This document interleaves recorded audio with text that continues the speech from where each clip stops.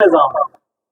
یہ بجلی کا نظام ایسا عجیب ہے کہ کبھی اس میں شارٹ سرکٹنگ ہو تو ایک دم سے دل تیز ہو جائے گا, کبھی دل کی دھڑکن کم ہو گئی تو کم ہونے کی صورت میں یہی ہوگا کہ وہ جو دھڑکن کم ہوئی اس نے یہ کیا کہ پہلے 100 میں 1 منٹ میں 60 سے 100 کے درمیان چل رہی تھی, اب وہ اچانک 30 ہو گئی.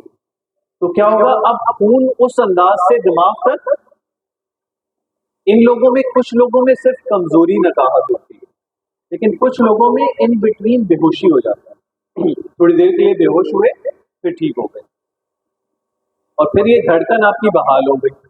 اچھا, اب ایسے لوگوں کو ہم سمجھاتے ہیں بھائی اب اس کا حل صرف پیس میکر ہے. پیس میکر کیا چیز؟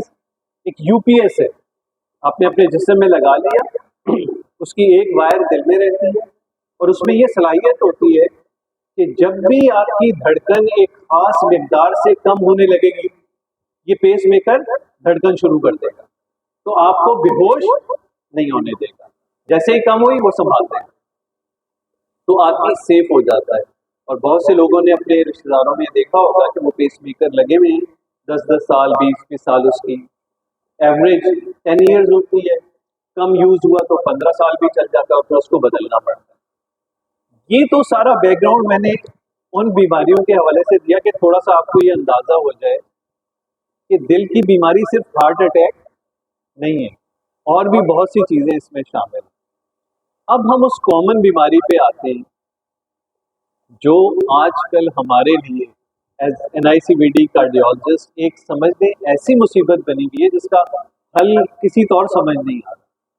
یعنی آج سے کچھ عرصے پہلے ہم 4-5 ہارٹ اٹیک دیکھا کرتے تھے, آہستہ آہستہ آہستہ بڑھتے بڑھتے اب یہ دن کے 30 سے 40 ہارٹ اٹیک جو پکے ہارٹ اٹیک ہوتے ہیں, اور ایج پہلے 50-60 سال والی ہوتی تھی, اب یہ 30 اور 40 والے ہوتے ہیں, یعنی 30 to 50 ایئرس. اب پرابلم یہ ہے کہ یہ وہ والی ایج ہے جب آپ اپنی زندگی کے سمجھتے ہیں مین ایک پرائم گول پہ پہنچے ہیں اور اچانک آپ کو ہارٹ اٹیک ہوتا ہے. ایک تو وہ ساری ذمہ دار, اب وہ ایک انسان نہیں ہے, اس کے گرد کتنی چیزیں گھوم رہی ہیں. اور لکی ہم یہ ہیں کہ یہ جتنی ہارٹ اٹیک والی بیماری ہے, باقی جتنی میں نے بیماریوں کا ذکر کیا, سانس کا مسئلہ ہو گیا, دھڑکن والے مسائل ہیں, ان کو آپ ریورس کرنا بڑا مشکل ہے. یعنی یہ آپ میں آنی ہے تو آنی ہے. یہ جو ہارٹ اٹیک والا معاملہ ہے یہ ایسا ہے کہ اس کا سارا ڈپینڈنس اس پہ ہے کہ آپ اگر اپنے اندر ان لوازمات یعنی رسک ان کو کنٹرول کر لیں تو اس کے چانسز کم سے کم ہو جاتا ہے.